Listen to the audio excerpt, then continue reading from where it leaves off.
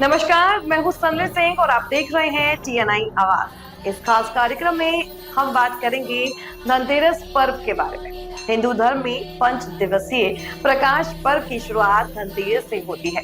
हर साल कार्तिक मास के कृष्ण पक्ष की त्रयोदशी तिथि को धनतेरस का त्योहार मनाया जाता है। इस बार धनतेरस 18 अक्टूबर को मनाया जाएगा, जिसे धन त्रयोदशी के नाम से भी जाना जाता है। हिंदू धर्म में धनतेरस का विशेष महत्व माना जाता है, क्योंकि यह दिन खरीदारी करने के लिए सबसे शुभ माना जाता है। इस दिन लोग सोना, चांदी और बर्तन की खरीदारी करते हैं। हर साल लोगों को धनतेरस के आने का बेसब्री से इंतजार रहता है। लेकिन क्या आपको पता है कि धनतेरस क्यों मनाया जाता है? अगर नहीं तो हम आपको इस खास कार्यक्रम में बताएंगे धनतेरस मनाने के पीछे की कहानी। धनतेरस का अर्थ है धन का 13वां दिन। यह संस्कृत के 2 शब्दों धन और तेरस यानी कि 13वें दिन से बना है और हिंदू कैलेंडर के कार्तिक मास के कृष्ण पक्ष के 13वें दिन मनाया जाता है। यह दिवाली उत्सव की शुरुआत का प्रतीक होता है। धनतेरस के दिन धन, समृद्धि और अच्छे स्वास्थ्य के लिए देवी लक्ष्मी और भगवान धनवंतरी की पूजा की जाती है। इस दिन सोना, चांदी और अन्य नई चीजें खरीदना शुभ माना जाता है। धनतेरस को आम बोलचाल में धन त्रयोदशी भी कहा जाता है।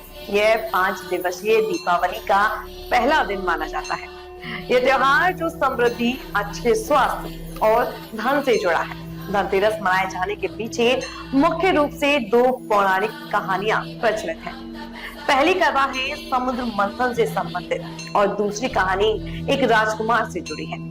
आइए इन 2 कथाओं के बारे में विस्तार से बताते हैं। पौराणिक कथाओं के अनुसार जब देवताओं और दानवों ने मिलकर समुद्र मंथन किया तो कार्तिक कृष्ण त्रयोदशी पर भगवान धनवंतरी अपने हाथों में अमृत कलश लेकर प्रकट हुए।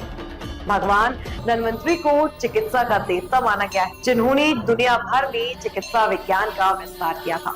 उनके प्रकट होने के उपलक्ष्य में ही धनतेरस का पर्व मनाया जाता है। इसी समुद्र मंथन से धन की देवी लक्ष्मी और अन्य 14 रत्न भी प्रकट हुए थे, जिसे इस पर्व का महत्व और बढ़ गया। राजा हिमा के पुत्र को एक ज्योतिषी ने बताया कि विवाह के चौथे दिन सांप के काटने से उसकी मृत्यु हो जाएगी। राजकुमार की नवविवाहिता पत्नी ने मृत्यु के देवता यमराज से बचने के लिए कमरे में प्रवेश द्वार पर सोने चांदी के गहने और दीपक जला दिए। यह देखकर यमराज की आंखें चौंधिया गई और वे राजकुमार तक पहुंचने में असमर्थ हो गए। इसी घटना के बाद ये यमराज के भय से मुक्ति पाने और परिवार की लंबी उम्र के लिए धनतेरस की शाम को घर के बाहर यम दीप जलाने की परंपरा शुरू हुई। धनतेरस के दिन मुख्य रूप से भगवान धनवंतरी, देवी लक्ष्मी और भगवान कुबेर की पूजा की जाती है। हिंदू धर्म में भगवान धनवंतरी को आयुर्वेद का देवता और आरोग्य प्रदान करने वाला देवता माना जाता है। देवी लक्ष्मी को धन की देवी और भगवान कुबेर को धन संपत्ति का अधिपति माना जाता है। धनतेरस पर घरों की साफ सफाई की जाती है और लक्ष्मी, गणेश, कुबेर और धनवंतरी भगवान की पूजा का विधान है।